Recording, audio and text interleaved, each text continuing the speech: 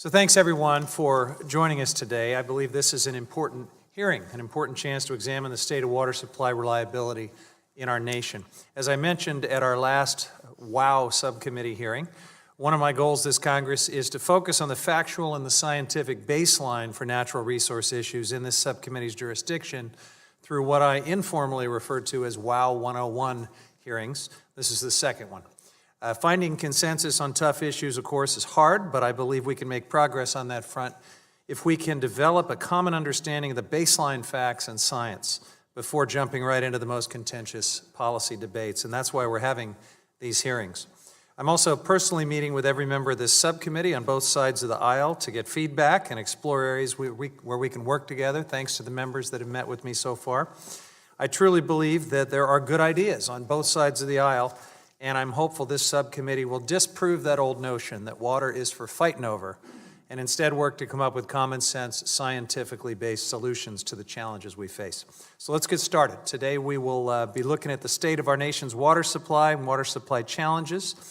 As many here know, the western United States has been suffering from frequent and increasingly severe droughts in recent years.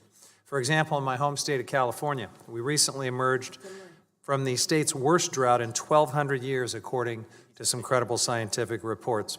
In the northern Great Plains, we recently experienced an extreme drought that NOAA categorized as a billion-dollar disaster. And the Colorado River, which supplies water to 40 million people and 5.5 million acres of farmland in 7 western states and Mexico, is currently going through its 19th year of drought, with no end in sight. Today, we'll hear from witnesses about the specific challenges caused by these water shortages. We'll hear today from community voices about what happens when rural communities literally run out of water for basic human needs because of drying wells. We'll hear how water shortages have impacted coastal communities and thousands of fishermen. In my district and along the Pacific Coast, fishing families have been dealt multi-million-dollar blows in recent years because of water shortages that have battered our salmon fisheries. We'll also hear about the great costs of water shortages to agriculture, cities, tribes, and western states. And finally, we'll hear today what the science says about how climate pressures will make our water challenges more difficult in the future. Climate pressures, including warming temperatures, shrinking snowpack, more volatile precipitation, rising seas, just to name a few, will reduce our water supply and will impact millions of Americans. It's important that this subcommittee soberly assess and plan for these challenges. And part of that process requires a thoughtful evaluation of policy options. I look forward to a thorough examination of the policy options that this subcommittee can pursue to promote water supply reliability and resilience now and in the years to come. One policy option that we'll hopefully agree on is the need to invest in water infrastructure. Much of our existing infrastructure is nearing the end of its design life, and it's in great need of maintenance and repair.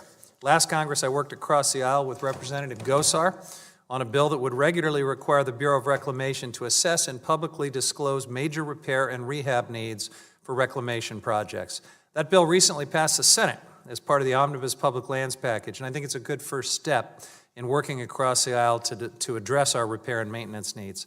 I hope we'll see it move through the House and signed by the President soon. I'll also commit to work across the aisle on other areas of bipartisan agreement, such as the need to construct new water infrastructure to grow our water supply.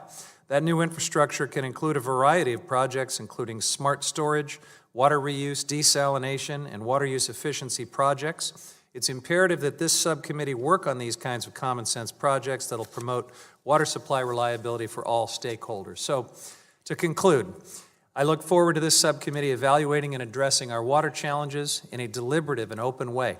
Communities need clean water to drink. Farmers need water to irrigate their crops. Fish and wildlife and people whose livelihood depend on them need water to survive and to thrive. This subcommittee will work hard to ensure water supply reliability for all of these important stakeholders.